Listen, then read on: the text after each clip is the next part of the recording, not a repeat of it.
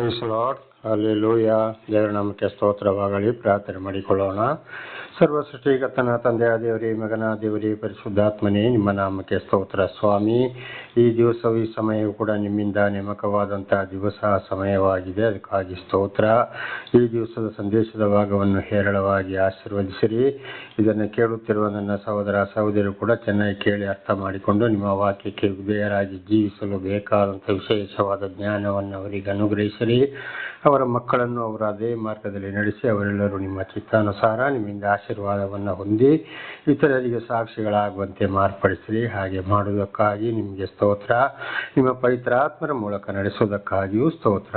ನಿಮ್ಮೆಲ್ಲ ಉಪಕರಣಗಳಿಗಾಗಿ ಕೃತಜ್ಞತಾ ವಂದನೆಗಳು. ಯೇಸುವಿನ ನಾಮದಲ್ಲಿ ಪ್ರಾರ್ಥಿಸಿದ್ದೇನೆ ನಮ್ಮ ತಂದೆಯೇ, ಆಮೇನ್. ಇದನ್ನು ಕೇಳುತ್ತಿರುವ ನನ್ನ ಸಹೋದರ ಸಹೋದರಿ, ನಿಮಗೂ ಕೂಡ ನನ್ನ ಹೃದಯಪೂರ್ವಕವಾದಂಥ ನಮಸ್ಕಾರಗಳು. ದೇವರು ನಿಮ್ಮನ್ನು ನಿಮ್ಮ ಮಕ್ಕಳನ್ನು ಹೇರಳವಾಗಿ ಆಶೀರ್ವದಿಸಲಿ. ವಚನದ ಕಡೆಗೆ ಹೋಗೋಣ. ಈ ದಿವಸದ ಸಂದೇಶದ ಭಾಗವು ಯೆಹೋಶುವ 4ನೇ ಅಧ್ಯಾಯ 18ರಿಂದ. ಯೆಹೋಶುವ 4ನೇ ಅಧ್ಯಾಯ 18ರಿಂದ. ದೇವರ ನಾಮಕ್ಕೆ ಸ್ತೋತ್ರವಾಗಲಿ. ಯೆಹೋವನ ಒಡಂಬಡಿಕೆಯ ಮಂಜೂಷವನ್ನು ಹೊತ್ತ ಯಾಜಕರು ಯೋರ್ದಾನಿನಿಂದ ಮೇಲೆ ಬಂದು ಒಣನೆಲದಲ್ಲಿ ತಮ್ಮ ಕಾಲುಗಳನ್ನಿಟ್ಟ ಕೂಡಲೇ ನೀರು ಮುಂಚಿನಂತೆ ಬಂದು ಯೋರ್ದಾನ್ ಹೊಳೆಯು ದಡ ಮೀರಿ ಹರಿಯುತ್ತಿತ್ತು. ದೇವರ ನಾಮಕ್ಕೆ ಸ್ತೋತ್ರವಾಗಲಿ. ನೋಡಿ, ಹಾಗೆ ಇಸ್ರಾಯೇಲರನ್ನ ಯೆಹೋಶುವನ ಒಂದು ಆದೇಶದ ಮೇರೆಗೆ ಅಲ್ಲಿ ಮಂಜೂಷವನ್ನು ಯಾಜಕರು ಹೊತ್ತುಕೊಂಡು ಹೋಗ್ತಾ ಇದ್ರು. ಅಂದರೆ ಮಂಜೂಷ ಅಂದರೆ 10 ದಶಾಜ್ಞೆಗಳ ಕಲ್ಲುಗಳು. ಇದನ್ನು ನಾವು ಹಿಂದೆ ಅದನ್ನು ಕೂಡ ತಿಳ್ಕೊಂಡಿದ್ದೇವೆ. ಮಂಜೂಷ ಅಂದರೆ ಏನು? 10 ದಶಾಜ್ಞೆಗಳು. ಅದನ್ನು ಹೊತ್ತುಕೊಂಡು ಯೋರ್ದಾನ್ ಹೊಳೆಗೆ ಕಾಲಿಟ್ಟಾಗ ಅದು ಆ ಕಡೆ ಕೆಳಗಿನ ನೀರು ಹರಿದು ಹೋಯಿತು, ಮೇಲಿನಿಂದ ಬರುವ ನೀರು ಅಲ್ಲಿ ನಿಂತಿತ್ತು ಎಂಬುದಾಗಿ. ಅದು ಇವರು ದಾಟಿದ ಮೇಲೆ ಮತ್ತೆ ಖಂಡಿತವಾಗಿ ಆ ಯಾಜಕರು ಆ ಕಾಲನ್ನು ಇಟ್ಟ ಮೇಲೆ ಏನಾಯಿತು? ಮೊದಲಿನಂತೆ ಹರಿದು ಹೋಯಿತು ಅಂತ ದೇವರ ನಾಮಕ್ಕೆ ಸ್ತೋತ್ರವಾಗಲಿ. ಹಾಗೆ ಇವತ್ತು ದೇವರು ಆರಿಸಿಕೊಂಡಂಥ ಸೇವಕರು, ಅಂಥವರು ದೇವರು ಆರಿಸಿಕೊಂಡಂಥ ವಿಶ್ವಾಸಿಗಳು ಹೋಗುವಾಗ ಅವರಿಗೆ ದಾರಿಯಲ್ಲಿ ಏನಾದರೂ ಅಡೆತಡೆ ಇರುವುದಾದರೆ ಖಂಡಿತವಾಗಿಯೂ ಅಲ್ಲಿ ಏನಾಗ್ತದೆ? ಆ ದಾರಿಯನ್ನು ದೇವರು ಸುಗಮ ಮಾಡುತ್ತಾರೆ ಎಂಬುದಾಗಿ. ಹಾಗೆ 10 ಆಜ್ಞೆಗಳು ಅಂದರೆ ಇದು ಮಂಜೂಷ ಅಂದರೆ ದೇವರ 10 ದಶಾಜ್ಞೆಗಳು. ಇದು ಇವತ್ತು ಯಾವ ಮನೆಯಲ್ಲಿದೆಯೋ, ಯಾವ ದೇವಾಲಯದಲ್ಲಿದೆಯೋ ಅದರಲ್ಲಿ ಮುಖ್ಯವಾಗಿ ಯೆರೆಮೀಯ 31, 31ರಿಂದ 34, ಇಬ್ರಿಯ 8, 8ರಿಂದ 12, ಇಬ್ರಿಯ 10, 16ನೇ ವಚನಗಳನ್ನು ಓದುವಾಗ ಮತ್ತು ಧರ್ಮೋಪದೇಶಕಾಂಡ ಬಹಳ ಕಡೆ ಓದುವಾಗ ಯಾರ ಹೃದಯದಲ್ಲಿ ಮನಸ್ಸಿನಲ್ಲಿಯೂ 10 ದಶಾಜ್ಞೆಗಳು ಇರುತ್ತವೋ ಅಲ್ಲಿ ದೇವರು ಇರುತ್ತಾನೆ ಎಂಬುದಾಗಿ ಇದರ ಅರ್ಥವಾಗಿ ಇದನ್ನು ಬಹಳ ಕಡೆ ನಾವು ಓದಿಕೊಳ್ಳಬಹುದು. ಅದು ದೇವರ ಒಂದು ಒಡಂಬಡಿಕೆಯಾಗಿದೆ.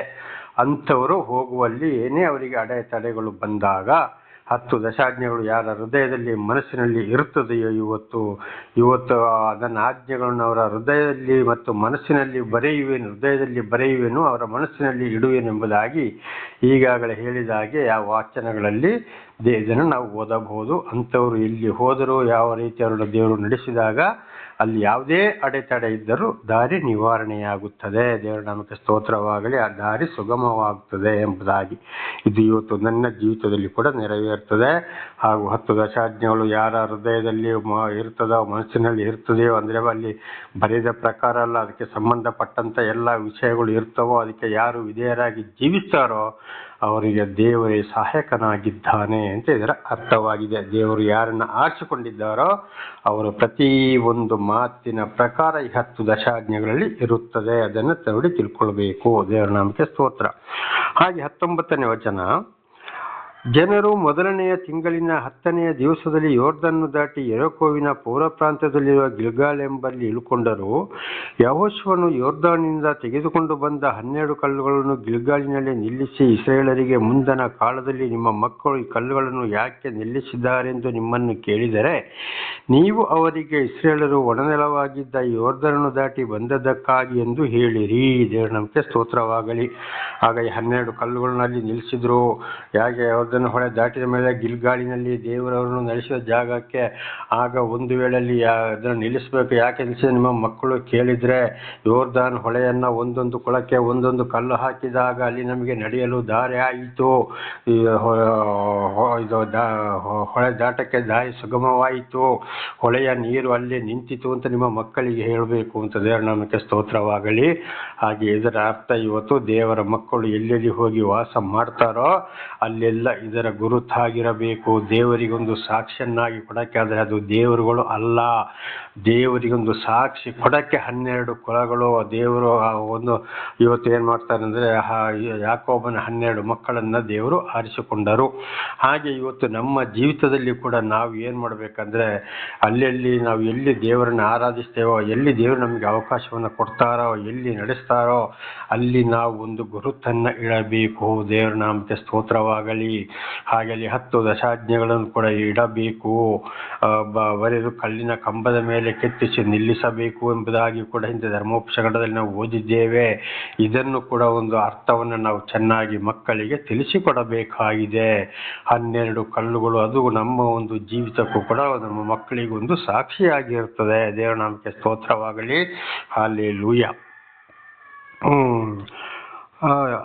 23 ನಿಮ್ಮ ದೇವರಾದ ಯೆಹೋವನು ನಿಮ್ಮ ಮುಂದೆ ಕೆಂಪು ಸಮುದ್ರವನ್ನು ಬತ್ತಿಸಿ ನಮ್ಮನ್ನು ದಾಟಿಸಿದಂತೆ ಈಗ ನಿಮ್ಮ ಮುಂದೆ ಯೋರ್ದಾನನ್ನು ಬತ್ತಿಸಿ ನಿಮ್ಮನ್ನು ದಾಟಿಸಿದ್ದಾನೆ. ದೇವರ ನಾಮಕ್ಕೆ ಸ್ತೋತ್ರವಾಗಲಿ.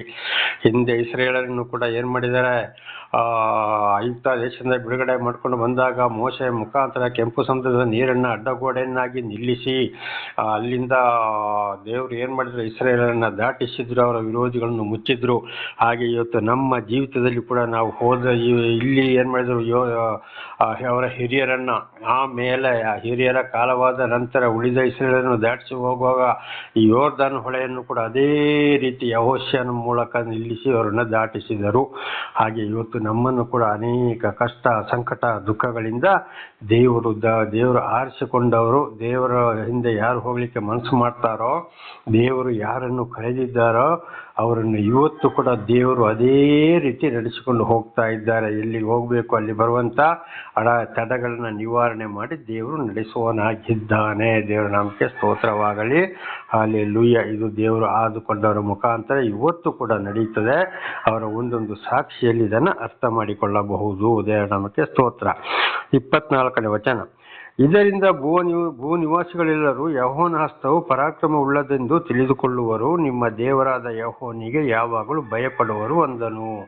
ಹಾಗೆ ನೋಡಿ, ನಮ್ಮ ಕಷ್ಟ, ಸಂಕಟ, ದುಃಖಗಳಿಂದ ಮಣ್ಣಿಗೆ ಮಣ್ಣಾಗಿ ಧೂಳಿಗೆ ಧೂಳಾಗಿ ಹೋಗುವವರನ್ನ ಇವತ್ತು ಅನೇಕರನ್ನ ದೇವರು ಎದ್ದು ನಿಲ್ಲಿಸಿದ್ದಾರೆ. ಇವತ್ತು ಸಾಕ್ಷಿಯನ್ನಾಗಿ ಮಾರ್ಪಡಿಸಿದ್ದಾರೆ. ಅಂಥವರು ಎಲ್ಲಿ ಹೋದರವರ ವಿರೋಧಿಗಳೊಂದಿಗೆ ದೇವರೇ ಯುದ್ಧ ಮಾಡುವವರಾಗಿದ್ದಾರೆ. ದೇವರ ವಾಕ್ಯಕ್ಕೆ ವಿಧೇಯರಾಗಿ ಜೀವಿಸುವವರಿಗೆ ಯಾವುದೇ ತೊಂದರೆ ಬರದೆ ದೇವರೇ ಸಹಾಯಕನಾಗಿದ್ದಾರೆ. ಆಗ ಇತರರು ಏನು ಹೇಳ್ತಾರೆ? ಅಯ್ಯೋ, ಇವರು ನಂಬಿದ ದೇವರು ಬಹಳ ದೇವರಪ್ಪ ಅಂತೇಳಿ ದೇವರಿಗೆ ಅವರು ಕೂಡ ಭಯಪಡುವವರಾಗಿದ್ದಾರೆ. ದೇವರ ಬಗ್ಗೆ ಅವರು ಕೂಡ ಮಾತನಾಡುವವರಾಗಿದ್ದಾರೆ. ದೇವರ ನಾಮಕ್ಕೆ ಸ್ತೋತ್ರವಾಗಲಿ. ನನ್ನ ಸಹೋದರ ಸಹೋದರಿ, ಇವತ್ತು ನಾನಿರುವ ಸ್ಥಳದಲ್ಲಿ ಕೂಡ ಇದನ್ನು ಅನೇಕ ಸಲ ತಿಳಿಸಿದ್ದೇನೆ. ನನ್ನನ್ನು ನಾನು ಹೊಗಳಿಕೊಳ್ತಾ ಇಲ್ಲ. ನಾನು ಹೊಗಳಿಕೊಳ್ಳುವುದು ದೇವರನ್ನ. ನಾನು ಹೋದ ಕಡೆ ಬಂದ ಕಡೆ ಈಗ ಇರುವ ಸ್ಥಳದಲ್ಲಿ ಕೂಡ ಇದನ್ನೇ. ಅಯ್ಯೋ, ಯಾವ ರೀತಿ ಯಾವುದೇ ಕಷ್ಟ, ಸಂಕಟ, ದುಃಖ ಬಂದರೂ ಯಾರಿಗೂ ಒಂದು ಮಾತು ಹೇಳುವುದಿಲ್ಲ, ಕೇಳುವುದಿಲ್ಲ, ಯಾರ ಹತ್ರ ಏನು ಕೇಳುವುದಿಲ್ಲ. ಹೋಗ್ತಾ ಇದ್ದಾನೆ, ಬರ್ತಾ ಇದ್ದಾನೆ, ಎಷ್ಟು ಧೈರ್ಯ ಇದ್ದಾನೆ, ಒಬ್ಬಂಟಿಗನಾಗಿದ್ದಾನೆ, ಯಾರು ಇಲ್ಲವಲ್ಲ ಅಂತೇಳಿ ಹಿಂದೆ ಮುಂದೆ ಮಾತಾಡೋರು ಕೂಡ ಆಗಿದ್ದಾರೆ. ನಾನು ಈಗ ಇರುವ ಇದೇ ಊರಲ್ಲಿ ಕೂಡ ಎಲ್ಲ ಕಡೆಯೂ ಕೂಡ ಅದನ್ನೇ ನಾನು ನೋಡಿ ಅನೇಕ ಸೇವಕರು ಕೂಡ ಹೇಳ್ತಾರೆ, ನಿಮ್ಮ ವಯಸ್ಸಿನಷ್ಟು ನಾವು ಜೀವಿಸೋಕ್ಕಾಗೋದಿಲ್ಲ. ಈಗಲೂ ಹೇಗೆ ಓಡಾಡ್ತಾ ಇದ್ದೀರಿ, ಬರ್ತಾ ಇದ್ದೀರಿ, ಯೂಟ್ಯೂಬಲ್ಲಿ ಮಾತಾಡ್ತಾ ಇದ್ದೀರಿ, ಎಷ್ಟೆಷ್ಟು ದೂರ ಪ್ರಯಾಣ ಮಾಡ್ತಾ ಇದ್ದೀರಿ, ರಾತ್ರಿ ಹಗಲು ಎಷ್ಟು ಬೇಗ ಹೇಳ್ತೀರಿ ಎಂಬುದನ್ನು ಈಗಲೂ ಮಾತನಾಡ್ತಾ ಇದ್ದಾರೆ. ದೇವರ ನಾಮಕ್ಕೆ ಸ್ತೋತ್ರವಾಗಲಿ. ಕಾರಣ ದೇವರು ನಾನು ನಡೆಸ್ತಾ ಇದ್ದಾರೆ. ದೇವರ ಹಿಂದೆ ಹೋಗೋ ಸಂಪೂರ್ಣ ಭಯ, ಭಕ್ತಿ, ನನ್ನ ಪ್ರಾಣ, ಆತ್ಮ, ಶರೀರ ಎಲ್ಲವನ್ನ ದೇವರಿಗೆ ಒಪ್ಪಿಸಿಕೊಟ್ಟು ಜೀವಿಸುವುದರಿಂದ ದೇವರು ನನ್ನನ್ನು ನಡೆಸ್ತಾ ಇದ್ದಾರೆ. ಇದು ನನ್ನ ಕೃಪೆಯಲ್ಲ, ದೇವರ ಕೃಪೆಯಾಗಿದೆ. ಹಾಗೆ ದೇವರು ಆದುಕೊಂಡವರನ್ನ ದೇವರು ಇವತ್ತು ನಡೆಸುವವರಾಗಿದ್ದಾರೆ. ದೇವರ ನಾಮಕ್ಕೆ ಸ್ತೋತ್ರವಾಗಲಿ. ಹಾಗೆ ನಾವು ಇವತ್ತು ನಮ್ಮ ನಡೆ, ನುಡಿ, ಕ್ರಿಯೆ 10 ದಶಾಜ್ಞೆಗಳಿಗೆ ಪ್ರತಿಯೊಂದು ಆಗ ಇವತ್ತು ನಾನು ತಪ್ಪು ಮಾಡೋದಿಲ್ವಾ, ನಡೆ ನುಡಿ ಕ್ರಿಯೆಗಳು ಮನಸ್ಸಿನಲ್ಲಿ ಸಿಟ್ಟು ಬಂದಾಗ ಒಬ್ಬೊಬ್ಬರಿಗೂ ಬೈತೇನೆ, ವಾಕ್ಯದ ಮೂಲಕ ಸರಿಯಾಗಿ ಸಿಕ್ಕದಿದ್ದರೆ ಒಂದು ಮನೆಗೆ ಹೋದಾಗ ಸಭೆಗಳಿಗೆ ಹೋದಾಗ ಕೂಡ ದೇವರ ವಾಕ್ಯವನ್ನು ಕಠಿಣವಾಗಿ ಮಾತನಾಡ್ತೇನೆ. ಹಾಗೆ ನನ್ನಲ್ಲಿಯೂ ಪಾಪ ಬರ್ತದೆ. ಅದು ಏನು ಮಾಡಿದ್ರು, ಪೇತ್ರ ತಪ್ಪು ಮಾಡಿದಾಗ ಪಶ್ಚಾತ್ತಾಪ ಪಟ್ಟ, ಅದೇ ರೀತಿ ಇವತ್ತು ನಾನು ಕೂಡ ಏನು ಮಾಡ್ತಾ ಇದ್ದೇನೆ, ಪಶ್ಚಾತ್ತಾಪ ಪಡ್ತಾ ಇದ್ದೇನೆ. ದೇವರೇ ಇಂಥಲ್ಲಿ ನಂದು ತಪ್ಪಾಗೋಯ್ತಪ್ಪ, ನನ್ನ ಕ್ಷಮಿಸು ಅಂತೇಳಿ ಮೊಣಕಾಲೂರಿ ನಾನು ದೇವರಲ್ಲಿ ಪಶ್ಚಾತ್ತಾಪ ಪಡವನಾಗಿದ್ದೇನೆ. ಅದೇ ರೀತಿ ನಮ್ಮ ಜೀವಿತ ಮುಂದೆ ನಡೆಯಬೇಕಾಗಿದೆ. ಇಸ್ರೇಲರನ್ನು ನಡೆಸಿದ ಹಾಗೆ ನಮ್ಮನ್ನು ಕೂಡ ದೇವರು ಇವತ್ತು ನಡೆಸ್ತಾ ಇದ್ದಾರೆ. ಆದರೆ ಇದನ್ನು ಬಹಳ ಅರ್ಥ ಮಾಡಿಕೊಳ್ಳಲು ಬಹಳ ವಿಶೇಷವಾದ ಜ್ಞಾನ ನಮಗೆ ಬೇಕಾಗಿದೆ. ಆದರೆ ದೇವರು ಆರಿಸಿಕೊಂಡವರಿಗೆ ವಿಶೇಷವಾದ ಜ್ಞಾನವನ್ನು ದೇವರೇ ಕೊಡುವನಾಗಿದ್ದಾನೆ. ದೇವರಿಗೆ ಭಯಪಟ್ಟು ನಾವು ಜೀವಿಸಬೇಕಾಗಿದೆ. ಇದು ಜ್ಞಾನೋಕ್ತಿ ಗ್ರಂಥದಲ್ಲಿ ಸ್ಪಷ್ಟವಾಗಿ ಬರೆಯಲ್ಪಟ್ಟಿದೆ. ದೇವರ ನಾಮಕ್ಕೆ ಸ್ತೋತ್ರವಾಗಲಿ. ಹಾಲೆಲೂಯಾ. ಈಗ ಯೆಹೋಶುವ 5ನೇ ಅಧ್ಯಾಯ 1ರಿಂದ 12ರವರೆಗೆ. ಯೆಹೋಶುವ 5ನೇ ಅಧ್ಯಾಯ 1ರಿಂದ 12ರವರೆಗೆ ಓದಿಕೊಳ್ಳೋಣ. ಯೊರ್ದನ್ನ ಪಶ್ಚಿಮದಲ್ಲಿ ಎಲ್ಲ ಅಮೋರಿಯರು ಅರಸರು, ಸಮುದ್ರದ ಬಳಿಯಲ್ಲಿದ್ದ ಸರ್ವ ಕಾನಾನ್ ರಾಜ್ಯರು ಯೆಹೋಶುವನು ಇಸ್ರಾಯೇಲರ ಮುಂದೆ ಯೊರ್ದನನ್ನು ಬತ್ತಿಸಿ ಅವರನ್ನ ದಾಟಿಸಿದನೆಂದು ಕೇಳಲು ಅವರ ಎದೆಯೊಡೆದು ಹೋಯಿತು. ಇಸ್ರಾಯೇಲರ ನಿಮಿತ್ತವಾಗಿ ಅವರಿಗೆ ಧೈರ್ಯವಿಲ್ಲವಾಯಿತು. ನೋಡಿ, ಇಸ್ರಾಯೇಲರಲ್ಲಿ ದೇವರು ಮಾಡಿದಂತಹ ಕಾರ್ಯವನ್ನು ಇತರ ಈ ಲೋಕದ ವಿಷಯಗಳು, ಜನಗಳು, ಅಮೋರಿಯರು, ರಾಜರುಗಳು, ಅರಸರುಗಳೆಲ್ಲ ಕೇಳಿದಾಗ ಅವರ ಎದೆ ಒಡೆದು ಹೋಯಿತು. ಇದೆಂಥ ದೇವರಪ್ಪ, ಇವರನ್ನು ಯಾವ ರೀತಿ ನಡೆಸಿಕೊಂಡು ಬಂದರು, ಇವರ ದೇವರು ಎಂಥವರು ಅಂತ.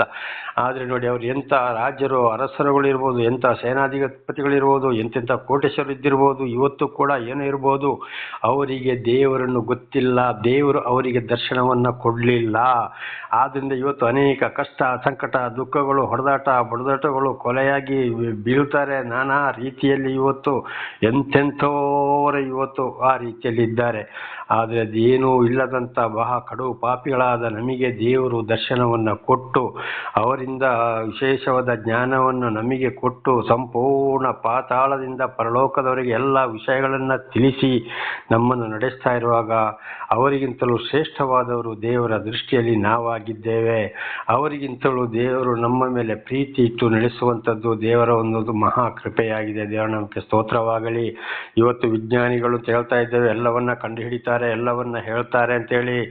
ಆದರೆ ಇವತ್ತು ದೇವರು ನಮ್ಮನ್ನು ಆರಿಸಿಕೊಂಡು ನಮಗೆ ವಿಶೇಷವಾದ ಜ್ಞಾನವನ್ನು ಕೊಟ್ಟು ನಾವು ಇವತ್ತು ಗ್ರಂಥಗಳನ್ನ ಓದಿ ತಿಳಿದುಕೊಂಡಾಗ, ಅದರಲ್ಲಿ ವಿಶೇಷವಾಗಿ ಬೈಬಲನ್ನು ಓದಿ ತಿಳಿದುಕೊಂಡಾಗ ವಿಜ್ಞಾನಿಗಳಿಗಿಂತ ಜಾಸ್ತಿ ವಿಷಯವನ್ನು ನಮಗೆ ತಿಳಿಯಪಡಿಸಿದ್ದಾರೆ, ಪಡಿಸುತ್ತಲೇ ಇದ್ದಾರೆ. ದೇವರ ನಾಮಕ್ಕೆ ಸ್ತೋತ್ರವಾಗಲಿ. ಹಾಲೆಲೂಯಾ.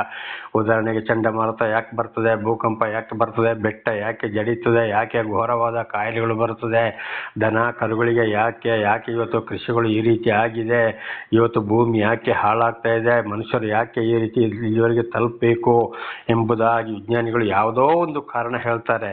ಆದರೆ ಇದೆಲ್ಲ ದೇವರ ಕೋಪವೆಂಬುದು ನಮಗೆ ಸಂಪೂರ್ಣವಾಗಿ ಬೈಬಲ್ ಮೂಲಕ ಮತ್ತು ಮಹಾಭಾರತದ ಮೂಲಕವೂ, ವೇದಗಳ ಮೂಲಕವೂ, ಪುರಾಣಗಳ ಮೂಲಕವೂ, ಕುರಾನ್ಗಳ ಮೂಲಕವೂ ನಮಗೆ ಇವತ್ತು ದೇವರು ತಿಳಿಯಪಡಿಸ್ತಾ ಇದ್ದಾರೆ. ಹಾಗೆ ಈ ಥರರಿಗೆ ಏನು ಮಾಡ್ತಾರೆ, ದೇವರ ದರ್ಶನ ಯಾರಿಗೆ ಆಗಿಲ್ವೋ ಈ ಲೋಕದ ವಿಷಯಗಳಿಗೆ, ಅವರು ಎಂಥವರೇ ಆಗಿರ್ಬೋದು, ರಾಜರುಗಳು, ಅರಸರುಗಳು, ಎಂಥ ಕೋಟ್ಯಾಧಿಪತಿಗಳು, ಎಂಥ ವಿಜ್ಞಾನಿಗಳೇ ಆಗಿರ್ಬೋದು, ಅವರಿಗೆ ಈ ವಿಷಯವೇ ಗೊತ್ತಿಲ್ಲ. ದೇವರ ನಾಮಕ್ಕೆ ಸ್ತೋತ್ರವಾಗಲಿ. ಹಾಲೆಲೂಯಾ.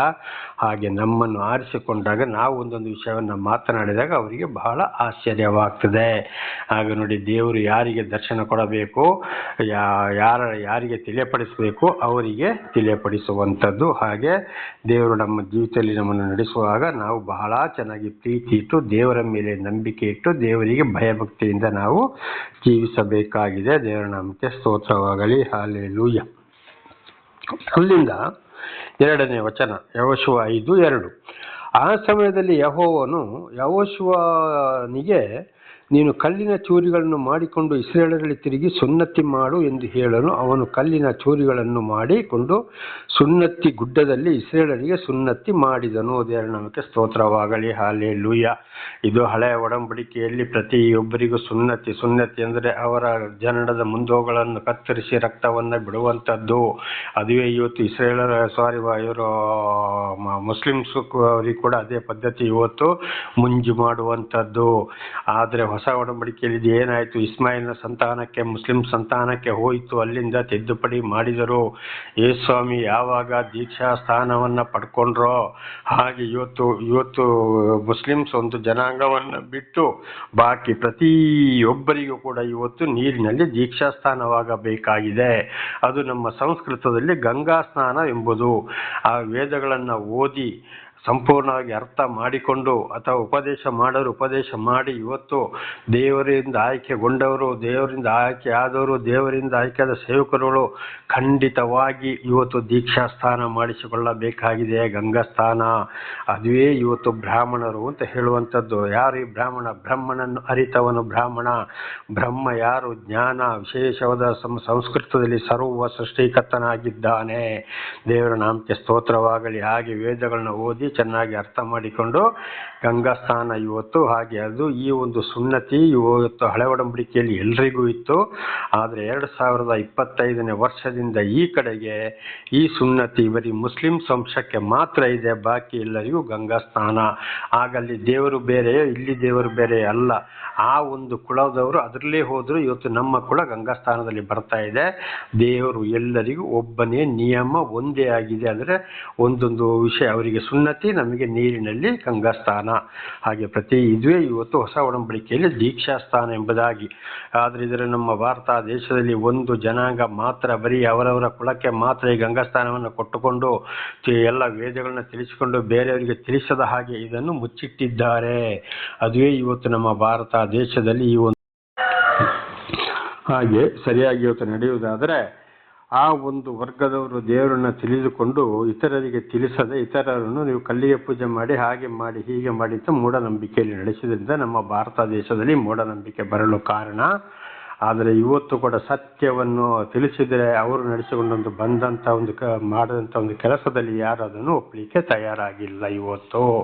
ಹಾಗೆ ಇವತ್ತು ಪ್ರತಿಯೊಬ್ಬರಿಗೂ ಕೂಡ ವೇದ ಇರ್ಬೋದು, ಬೈಬಲ್ ಇರ್ಬೋದು, ಇದನ್ನು ಚೆನ್ನಾಗಿ ಓದಿಕೊಂಡು ಅರ್ಥ ಮಾಡಿಕೊಂಡು ಅದನ್ನು ಸರಿಯಾಗಿ ತಿಳಿಯಪಡಿಸಿದ ಮೇಲೆ ಪ್ರತಿಯೊಬ್ಬರು ಗಂಗಾ ಸ್ಥಾನವನ್ನು ಪಡೆಯಲೇಬೇಕಾಗಿದೆ. ಅದುವೇ ಇವತ್ತು ದೀಕ್ಷಾ ಸ್ಥಾನ, ಅದುವೇ ಬ್ರಾಹ್ಮಣರು ಅಂತ ಹೇಳುವಂಥದ್ದು.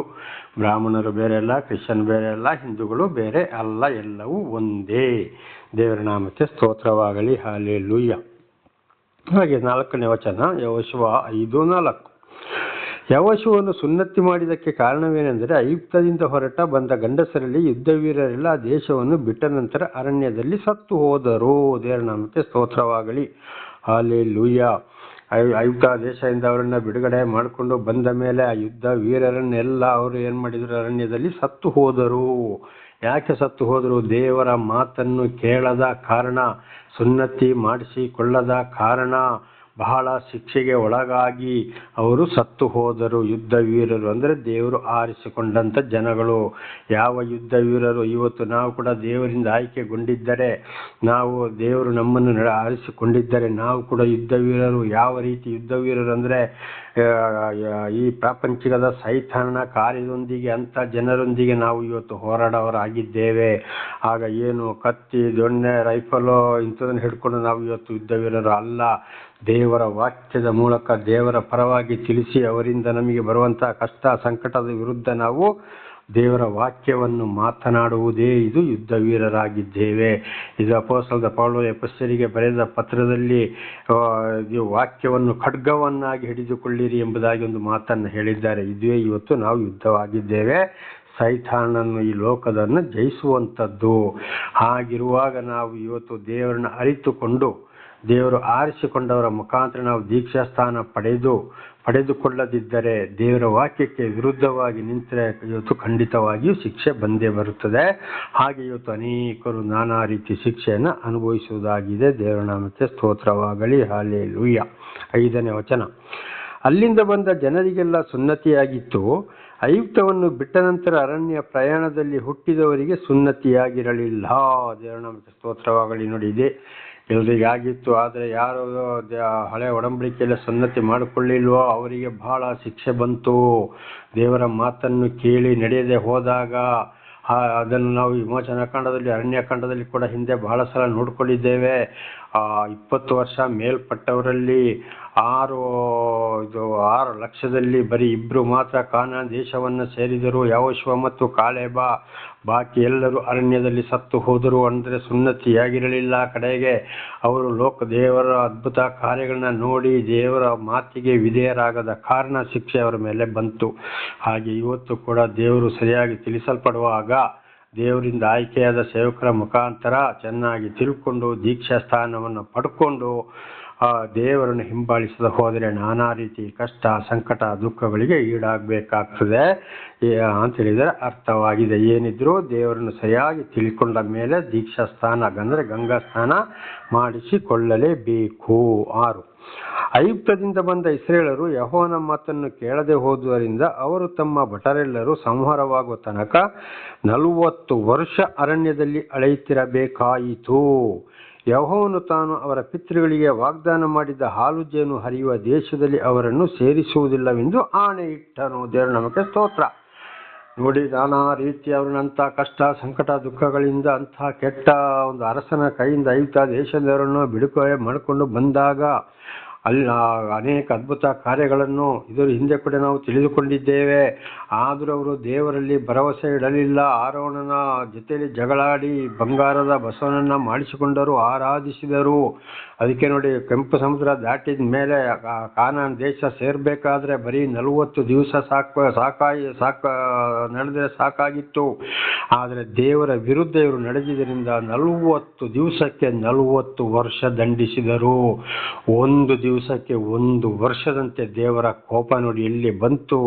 ಹಾಗೆ ಅಲ್ಲಿಂದ ಏನು ಮಾಡಿದ ಹಾಗೆ ಇದು ನಮ್ಮ ಜೀವಿತಕ್ಕೂ ಕೂಡ ದೇವರು ನಮಗೆ ದರ್ಶನ ಕೊಟ್ಟ ಮೇಲೆ ನಡೆಸ್ತಾ ಇರುವಾಗ ಅನೇಕ ಕಷ್ಟ, ಸಂಕಟ, ದುಃಖಗಳಿಂದ ನಮ್ಮನ್ನು ಮಣ್ಣಿಗೆ ಮಣ್ಣಾಗುವವರನ್ನು ಇವತ್ತು ದೇವರು ನಡೆಸ್ತಾ ಇರುವಾಗ ಖಂಡಿತವಾಗಿ ನಾವು ಮತ್ತು ದೇವರ ವಾಕ್ಯಕ್ಕೆ ವಿಧೇಯರಾಗದಿದ್ದರೆ ಇವರಿಗೆ ಬರುವಂಥ ಶಿಕ್ಷೆಯು ನಮಗೆ ಕೂಡ ಬಂದೇ ಬರುತ್ತದೆ, ಅನುಭವಿಸಲೇಬೇಕಾಗ್ತದೆ. ಏನೇ ಮಾಡಿದರೂ ಉಪಕಾರ ಸಿಕ್ಕುವುದಿಲ್ಲ, ದೇವರಿಂದ ಆಶೀರ್ವಾದ ಸಹಾಯವು ಸಿಕ್ಕುವುದಿಲ್ಲ. ಆದ್ದರಿಂದ ಅಲ್ಲಿ ಏನು ಮಾಡಿದ್ರು ನೋಡಿ, ಹಾಲು ಜೇನು ಹರಿಯುವ ದೇಶದಲ್ಲಿ ಅವರನ್ನು ಸೇರಿಸುವುದಿಲ್ಲವೆಂದು ಆಣೆ ಇಟ್ಟರು.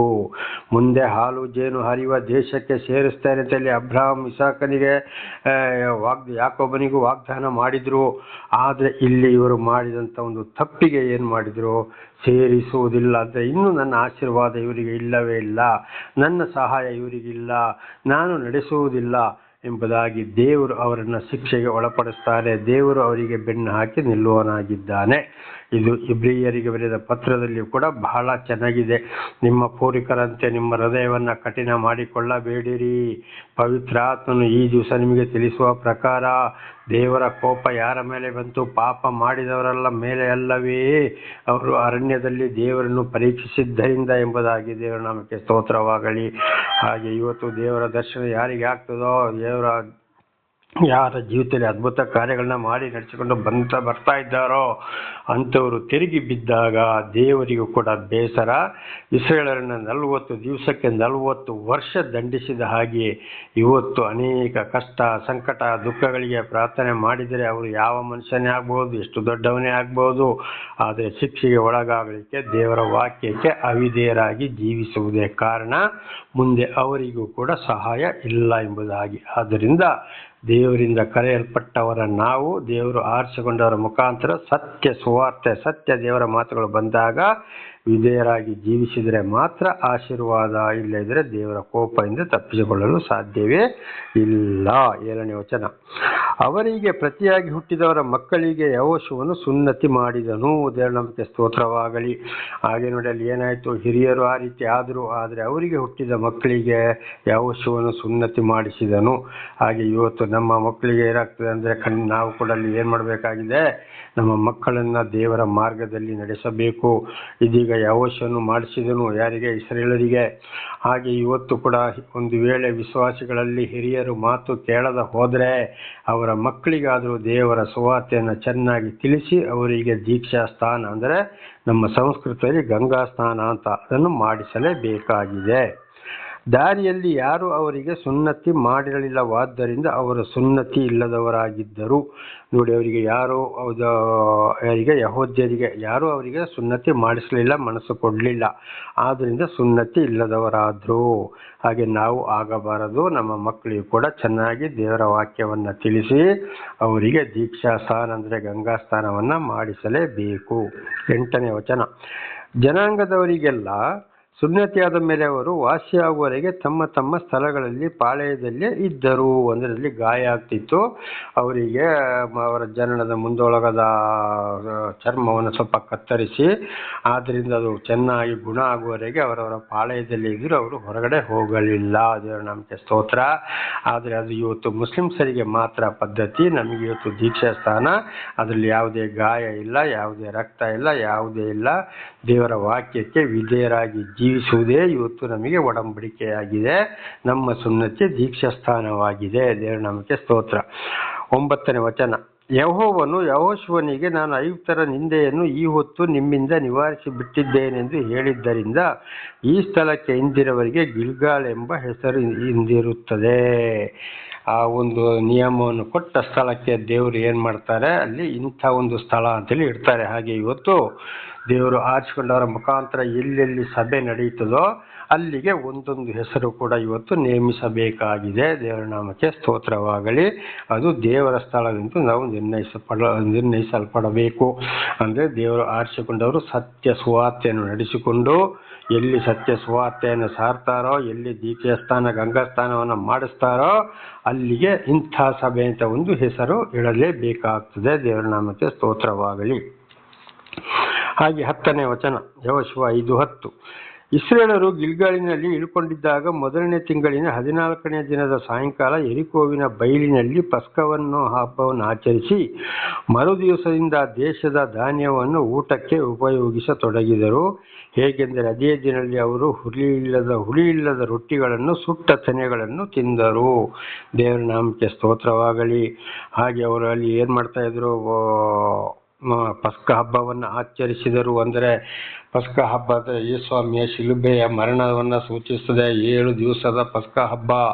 ಆವಾಗ ಅಲ್ಲಿ ಹುಳಿ ಇಲ್ಲದ ರೊಟ್ಟಿ 7 ದಿವಸ. ಅಂದರೆ ಈಗ ಅದು ಗುಡ್ ಫ್ರೈಡೇ ಅಂತ ಬರ್ತದೆ. ಗುಡ್ ಫ್ರೈಡೇ ಅಂತ ಪ್ರತಿ ಶುಕ್ರವಾರ, ಅದಕ್ಕಿಂತ ಮೊದಲಿನ ಭಾನುವಾರದಿಂದ ಶನಿವಾರದವರೆಗೆ ಯಾವುದೇ ಗುಡ್ ಫ್ರೈಡೇ ಸಮಯದಲ್ಲಿ ಪಸ್ಕ ಹಬ್ಬವನ್ನು ನಾವು ಕೂಡ ಇವತ್ತು ಆಚರಿಸಬೇಕಾಗಿದೆ. ವರ್ಷದಲ್ಲಿ 7 ದಿವಸ ಗುಡ್ ಫ್ರೈಡೇ ವಾರದಲ್ಲಿ. ಆ 7 ದಿವಸ ಅಂದರೆ ಇವತ್ತು ಮಾಡಿದ ಅಡಿಗೆ ನಾಳೆ ತಿನ್ನೋದು, ನಾಳೆ ಮಾಡಿದರೆ ನಾಡ್ದು ತಿನ್ನೋದು ಮಾಡಬಾರ್ದು. ಅವತ್ತವತ್ತು ಹೊಸ ಅಡಿಗೆಯನ್ನೇ ಮಾಡಿಕೊಳ್ಳಬೇಕಾಗಿದೆ. ಹುಳಿ ಇಲ್ಲದ ರೊಟ್ಟಿಗಳನ್ನು ಸುಟ್ಟುಕೊಂಡು ತಿಂದರು ಅಂತ. ಹಾಗೆ ನಾವು ಹಳೆ ಅಡಿಗೆಯನ್ನು 7 ದಿವಸದಲ್ಲಿ ತಿನ್ನಕ್ಕೆ ಹೋಗಬಾರದು. 12ನೇ ವಚನ. ಆ ದೇಶದ ಹುಟ್ಟುವಳಿಯನ್ನು ಊಟ ಮಾಡಿದ ಮರುದಿವಸವೇ ಮನ್ನವು ನಿಂತು ಹೋಯಿತು. ಅದು ಅವರಿಗೆ ತಿರುಗಿ ಸಿಕ್ಕಲೇ ಇಲ್ಲ. ಇಸ್ರೇಲರು ಆ ವರ್ಷವೆಲ್ಲ ಕಾನಾನ್ ದೇಶದ ಉತ್ಪವವನ್ನು ಅನುಭವಿಸ್ತಾ ಇದ್ರು. ಅಲ್ಲಿವರೆಗೆ ನೋಡಿ, ದೇವರು ಯಾವಾಗ ಇಸ್ರೇಲರಿಗೆ ಕಾನಾನ್ ಅವರು ಕೆಂಪು ಸಮುದ್ರ ನೀರನ್ನು ದಾಟಿಸಿ ಈ ಕಡೆ ಕರ್ಕೊಂಡು ಬಂದಾಗ ಊಟಕ್ಕೆ ಮನ್ನವನ್ನು ಸುರಿಸಿದ್ದು 41 ದಿವಸ, ಒಂದು ಸಮಯದಲ್ಲಿ ಸುರಿಸಿದ ಮನ್ನವು 40 ವರ್ಷ ಊಟ ಮಾಡಿದರು ಎಂಬುದಾಗಿ ಇದನ್ನು ನಾವು ತಿಳಿದುಕೊಂಡಿದ್ದೇವೆ. ಆದರೆ ಯಾವಾಗ ಇಲ್ಲಿ ಗಿಲ್ಗಾಲಿನಲ್ಲಿ ಬಂದು ದೇವರು ಅವರಿಗೆ ಆ ದೇಶದ ದವಸ ಧಾನ್ಯಗಳನ್ನು ಅನುಭವಿಸುವಂತೇಳಿ ಊಟಕ್ಕೆ ಕೊಟ್ರಲ್ಲ, ಅಲ್ಲಿಗೆ ಮನ್ನವು ನಿಂತು ಹೋಯಿತು. ದೇವರ ನಮಗೆ ಸ್ತೋತ್ರವಾಗಲಿ. ಹಲ್ಲೆಲೂಯಾ. ಹಾಗೆ ಇವತ್ತು ದೇವರು ಆದುಕೊಂಡವರಿಗೆ ಕೂಡ ದೇವರು ಅವರಿಗೆ ಆಹಾರ ಪದಾರ್ಥವನ್ನು ಕೊಡೋರು ದೇವರಾಗಿದ್ದಾರೆ. ಭೂಲೋಕದಲ್ಲಿ ಕೂಡ ಇವತ್ತು ಅವರಿಗೆ ಕೊಡೋದು ಕೂಡ ದೇವರಾಗಿದ್ದಾರೆ. ಅದಕ್ಕೆ ಯೋಹಾನ 15ನೇ ಅಧ್ಯಾಯ ಕೊನೆಯ ವಚನದಲ್ಲಿ ನಾವು ಓದ್ತೇವೆ, ನನ್ನನ್ನು ಬಿಟ್ಟು ನೀವು ಏನೂ ಮಾಡಲಾರಿರಿ ಎಂಬುದಾಗಿ. ದೇವರ ನಾಮಕ್ಕೆ ಸ್ತೋತ್ರವಾಗಲಿ. ಪ್ರತಿಯೊಂದು ಬರುವುದು ದೇವರಿಂದಲೇ, ಇಲ್ಲದಿರುವಾಗ ಕೊಡುವ ದೇವರೇ ಕೊಡುತ್ತಾರೆ. ಮತ್ತು ನಮಗೆ ಬೇಕಾಗಿದ್ದನ್ನು ಯಾವ ರೀತಿ ದೇವರು ಕೊಡಬೇಕೋ ಆ ರೀತಿ ಕೊಡುವವರಾಗಿದ್ದಾರೆ. ದೇವರ ನಾಮಕ್ಕೆ ಸ್ತೋತ್ರವಾಗಲಿ. ಹಾಗೆ ಇವತ್ತು ದೇವರಿಂದ ಆದುಕೊಂಡವರಾದಂಥ ನಾವು ಎಲ್ಲಿದ್ದರೂ ನಮಗೆ ಪ್ರತಿಯೊಂದು ದೊರಕುವುದು ದೇವರಿಂದಲೇ. ದೇವರ ನಾಮಕ್ಕೆ ಸ್ತೋತ್ರವಾಗಲಿ. ಅವರು ನೋಡಿ 40 ವರ್ಷ ಅವರು ದಾಟಿಕೊಂಡು ಬರ್ತಾ ಇರಬೇಕಾದ್ರೆ ಅವರಿಗೆ ಏನಾಯಿತು, ಅವರು ಶಿಕ್ಷೆ ತಪ್ಪು ಮಾಡಿದ್ರು ದೇವರಿಗೆ. ಆದರೂ ದೇವರು ಅವರ ಮೇಲೆ ಒಂದು ಕರುಣೆ ಇಟ್ಟು 40 ವರ್ಷ ಅವರಿಗೆ ಮನ್ನವನ್ನು ಕೊಟ್ಟು ಅವರನ್ನು ಸಾಕ್ತಾ ಬಂದರು. ಅವ್ರೇನಾದ್ರು ದುಡಿದ್ರ? ಇಲ್ಲ, ದುಡಿಲಿಲ್ಲ. ಅವರ ಕಾಲು ಬಾತು ಹೋಗಲಿಲ್ಲ, ಬಟ್ಟೆಗಳು ಹರಿದು ಹೋಗಲಿಲ್ಲ. ಆದರೆ ಅಲ್ಲಿಂದ ಹಿರಿಯರು ಆ ರೀತಿ ಆದರೂ ಅಲ್ಲಿಂದ ಅವರ ಮಕ್ಕಳನ್ನು ಹೀಗೆ ನಡೆಸ್ತಾ ಬರುವಾಗ ಅವರಿಗೆ ಮತ್ತೆ ಕಾನಾನ್ ದೇಶದಲ್ಲಿ ಅವರಿಗೆ ಸ್ವತಃ ಆ ದೇಶದ ಊಟಗಳು ಸಿಕ್ಕಲಿಕ್ಕೆ ಪ್ರಾರಂಭವಾದ ಮೇಲೆ, ಅವರು ಊಟ ಮಾಡಲಿಕ್ಕೆ ಪ್ರಾರಂಭವಾದ ಮೇಲೆ ಈ ಒಂದು ಮನ್ನಾ ನಿಂತು ಹೋಯಿತು. ದೇವರ ನಮಗೆ ಸ್ತೋತ್ರವಾಗಲಿ, ಹಲ್ಲೆಲೂಯಾ. ಹಾಗೆ ಇವತ್ತು ನಮಗೆ ಕೂಡ ನಾವು ಹೋದಲೆಲ್ಲ ಊಟ ಕೊಡುತ್ತಾ ಇರೋರು, ನಮಗೆ ಬೇಕಾಗಿದ್ದನ್ನು ಕೊಡ್ತಾ ಇರೋರು ಯಾರಾಗಿದ್ದಾರೆ? ದೇವರಾಗಿದ್ದಾರೆ. ಆಗ ನಾವು ಇತರರ ಹಾಗೆ ನಾನು ಮಾಡಿದೆ, ನಾನು ಕಷ್ಟಪಟ್ಟೆ, ನನ್ನದು ಅಂತೇಳಿ ನಾವು ಹೋಗಬಾರ್ದು. ದೇವರು ಕೊಟ್ಟಿದ್ದಕ್ಕೆ ದೇವರಿಗೆ ಸ್ತೋತ್ರ ಅಂತೇಳಿ ನಾವು ಹೋಗ್ತಾ ಇರಬೇಕು. ಇತರರ ಹಾಗೆ ನಾವು ಕೂಡ ಆಗಬಾರದು. ನನ್ನ ಸಹೋದರ ಸಹೋದರಿಯರೇ, ದೇವರ ನಾಮಕ್ಕೆ ಸ್ತೋತ್ರ. ಹಾಗೆ ಮತ್ತೊಮ್ಮೆ ತಿಳಿಸ್ತಾ ಇದ್ದೇನೆ ದೇವರ ನಾಮದಲ್ಲಿ. ದೇವರು ನಮ್ಮನ್ನು ಅನೇಕ ರೀತಿಯಿಂದ ಪದೇ ಪದೇ ತಿಳಿಸ್ತಾ ಇದ್ದೇನೆ ದೇವರ ನಾಮದಲ್ಲಿ. ಕಾರಣ ಯಾಕೆಂದರೆ ಮರೆತು ಹೋಗಬಾರದು, ಹೃದಯದಲ್ಲಿ ಮನಸ್ಸಲ್ಲಿ ಇರಬೇಕು. ದೇವರು ನಮ್ಮನ್ನು ಆರಿಸಿಕೊಂಡ ಮೇಲೆ ನಾನಾ ರೀತಿ ಕಷ್ಟ, ಸಂಕಟ, ದುಃಖಗಳು ಈ ಲೋಕದಲ್ಲಿ ಬಂದೇ ಬರುತ್ತವೆ. ಯೋಹನ 15ನೇ ಅಧ್ಯಾಯದಲ್ಲಿ ಯೋಹನ ಮುಖಾಂತರ ಹೇಳಿದರೆ, ನಿಮಗೆ ಈ ಲೋಕದಲ್ಲಿ ಬಹಳ ಕಷ್ಟ, ಸಂಕಟ, ದುಃಖಗಳು ಇವೆ. ನೀವು ಇಲ್ಲಿ ಈ ಲೋಕದವರಲ್ಲ, ನೀವು ಪರಲೋಕದವರು. ಆದ್ದರಿಂದ ಈ ಲೋಕವು ನಿಮ್ಮನ್ನು ದ್ವೇಷ ಮಾಡುತ್ತದೆ. ನಿಮ್ಮನ್ನು ದ್ವೇಷ ಮಾಡಿದರೆ ನನ್ನ ಮೇಲೆ ಅವರಿಗೆ ದ್ವೇಷ ಇದೆ ಎಂಬುದಾಗಿ. ಆದ್ದರಿಂದ ದೇವರು ಆರಿಸಿಕೊಂಡ ಪ್ರವಾದಿಗಳಿಗೂ ಸಾಕ್ಷಿಗಳಿಗೂ ದೇವರೇ ಮನುಷ್ಯನ ಅವತಾರವೆತ್ತಿ ಯೇಸುವಿನ ಎಂಬ ನಾಮದಲ್ಲಿ ಬಂದಾಗ ಬಹಳ ಶಿಕ್ಷೆಯನ್ನು ಅನುಭವಿಸಿದರು. ಆ ಯೇಸುವೆ ಬೇರೆ ಯಾರಲ್ಲ, ಸಾಕ್ಷಾತ್ ಪರಬ್ರಹ್ಮನೇ, ಪರಮಾತ್ಮ, ಭಗವಂತನೇ, ಸರ್ವೇಶ್ವರನೇ, ಪರಮೇಶ್ವರನೇ, ಶ್ರೀಕೃಷ್ಣ ಪರಮಾತ್ಮನೇ, ಶ್ರೀಮನ್ನಾರಾಯಣನೇ ಆಗಿದ್ದಾನೆ. ದೇವರ ನಾಮಕ್ಕೆ ಸ್ತೋತ್ರವಾಗಲಿ, ಹಲ್ಲೆಲೂಯಾ. ಇದನ್ನು ಹಿಂದೆ ಕೂಡ ಆಗಾಗ ತಿಳಿಯಪಡಿಸಿದ್ದೇನೆ ದೇವರ ನಾಮದಲ್ಲಿ. ಹಾಗೆ ಯಾವುದೇ ಕಷ್ಟ, ಸಂಕಟ, ದುಃಖ ಬಂದರೂ ಕೂಡ ಸತ್ತರೆ ಸಾಯಲಿ, ಬದುಕಿರೆ ಬದುಕಲಿ, ನಾನು ದೇವರನ್ನ ಬಿಟ್ಟು ಅಲ್ಲಾಡುವುದಿಲ್ಲ ಅಂತ ಒಂದೇ ನಂಬಿಕೆಯಲ್ಲಿ ನಾವು ಜೀವಿಸಬೇಕು. ಮಕ್ಕಳಿಗೂ ದೇವರ ಮಾರ್ಗವನ್ನು ತಿಳಿಸಿ, ಮಕ್ಕಳನ್ನು ಅದೇ ಮಾರ್ಗದಲ್ಲಿ ನಡೆಸಿ, ಮಕ್ಕಳಿಗೂ ಗಂಗಾ ಸ್ನಾನವನ್ನು ಮಾಡಿಸಬೇಕು. ಇದು ಇವತ್ತು ಗಂಗಾ ಸ್ನಾನ ಅಂದರೆ ನಮ್ಮ ಈ ಭಾರತ ದೇಶದ ಸಂಸ್ಕೃತಿ. ಬೈಬಲಲ್ಲಿ ದೀಕ್ಷಾ ಸ್ಥಾನ ಅಂತಿದೆ, ಅದಲ್ಲ ಇದಲ್ಲ ಅಂತ ಅನೇಕರು ಹೇಳ್ತಾರೆ. ಇಲ್ಲಿ ದೀಕ್ಷಾ ಸ್ಥಾನ, ಅಲ್ಲಿ ಗಂಗಾ ಸ್ಥಾನ. ಇವತ್ತು ವೇದಗಳಲ್ಲಿ ಬರೆಯಲ್ಪಟ್ಟಿರುವುದು, ಮಹಾಭಾರತದಲ್ಲಿ ತಿಳಿಸ್ತಿರುವುದು, ಪುರಾಣಗಳಲ್ಲಿ ತಿಳಿಸ್ತಾ ಇರುವುದು, ಕುರಾನಲ್ಲಿ ತಿಳಿಸ್ತಾ ಇರುವುದು, ಬೈಬಲ್ನಲ್ಲಿ ಬರೆದಿರುವುದು ಎಲ್ಲ ಒಂದೇ ವಿಷಯ. ದೇವರು ಒಬ್ಬನೇ. ಒಂದೊಂದು ವಿಷಯಗಳು, ಶಬ್ದಗಳು ಮಾತ್ರ ಬೇರೆಯಾಗಿವೆ. ಕೆಲವೊಂದು ಬೋಧಕರು ಅವರೊಂದು ಲಾಭಕ್ಕಾಗಿ ಸುಳ್ಳು ಸುಳ್ಳು ಸುಳ್ಳು ಸುಳ್ಳು ಹೇಳಿ ಇವತ್ತು ಜನಗಳನ್ನು ಹಾಳು ಮಾಡ್ತಾ ಇದ್ದಾರೆ, ಜನಗಳಲ್ಲಿ ಪಂಗಡ ತರ್ತಾ ಇದ್ದಾರೆ. ಆದ್ದರಿಂದ ಬಹಳ ಎಚ್ಚರವಾಗಿರಬೇಕು. ಸತ್ಯ ಸುವಾರ್ತೆಯನ್ನು ಕೇಳಿ ಆಶೀರ್ವಾದವನ್ನು ಪಡೆದುಕೊಳ್ಳಿರಿ, ಅದರಂತೆ ನಡೆಯಿರಿ, ದೇವರಲ್ಲಿ ಪ್ರಾರ್ಥಿಸಿಕೊಳ್ಳಿರಿ. ಪ್ರಾರ್ಥನೆ ಮಾಡಿಕೊಳ್ಳೋಣ. ಸರ್ವ ಸೃಷ್ಟಿಕರ್ತನ ತಂದೆಯ ದೇವರೇ, ಮಗನ ದೇವರೇ, ಪರಿಶುದ್ಧಾತ್ಮನೇ, ನಿಮ್ಮ ನಾಮಕ್ಕೆ ಸ್ತೋತ್ರ ಸ್ವಾಮಿ. ಇವತ್ತಿನ ಸಂದೇಶವನ್ನು ನನ್ನ ಸಹೋದರ ಸಹೋದರಿಗೆ ನೀವು ತಿಳಿಸಿದ್ದೀರಿ. ಇದರಲ್ಲಿ ಏನಾದರೂ ಅವರು ತಪ್ಪಿ ಹೋಗಿದ್ದರೆ ಅವರನ್ನು ಕ್ಷಮಿಸಿರಿ. ಪಾಪ ಪರಿಹಾರ, ರಕ್ಷಣೆ ನಿಮ್ಮಿಂದಲೇ ಹೊರತು ಬೇರೆ ಯಾರಿಂದಲಲ್ಲ. ನೀವು ಒಬ್ಬರೇ ದೇವರು ಸ್ವಾಮಿ. ಅವರೆಲ್ಲರೂ ನಿಮ್ಮ ಮಾರ್ಗದಲ್ಲಿ ನಡೆಸಿರಿ. ಅದಕ್ಕೆ ಬೇಕಾದ ಶಾಂತಿ, ಸಮಾಧಾನ, ಆರೋಗ್ಯ, ವಿಶೇಷವಾದ ಜ್ಞಾನವನ್ನು ಕೊಡಿರಿ. ಅವರ ಮಕ್ಕಳನ್ನು ಅವರು ಅದೇ ಮಾರ್ಗದಲ್ಲಿ ನಡೆಸಿ ನಿಮ್ಮ ಸಾಕ್ಷಿಗಳಾಗುವಂತೆ ಮಾರ್ಪಡಿಸಿರಿ. ಅವರ ಎಲ್ಲ ಕೆಲಸ, ಕಾರ್ಯ, ಉದ್ಯೋಗ, ವಿದ್ಯೆಯನ್ನು ಎಲ್ಲವನ್ನು ಹೋಗುವಲ್ಲಿಯೂ ಬರುವಲ್ಲಿಯೂ ಸದಾ ಅವರನ್ನು ಆಶೀರ್ವದಿಸಿರಿ. ಹಾಗೆ ಮಾಡುವುದಕ್ಕಾಗಿ ಸ್ತೋತ್ರ. ಯೇಸುವಿನ ನಾಮದಲ್ಲಿ ಪ್ರಾರ್ಥಿಸಿದ್ದೇನೆ ನಮ್ಮ ತಂದೆಯೇ, ಆಮೇನ್. ಇದನ್ನು ಕೇಳುತ್ತಿರುವ ನನ್ನ ಸಹೋದರ ಸಹೋದರಿ, ನಿಮಗೆ ಕೂಡ ನನ್ನ ಧನ್ಯವಾದಗಳು. ದೇವರು ನಿಮ್ಮನ್ನು, ನಿಮ್ಮೆಲ್ಲ ಕೆಲಸ ಕಾರ್ಯಗಳನ್ನು, ನಿಮ್ಮ ಮಕ್ಕಳನ್ನು, ಪ್ರತಿಯೊಂದನ್ನು ಕೂಡ ದೇವರು ಹೇರಳವಾಗಿ ಆಶೀರ್ವದಿಸಲಿ.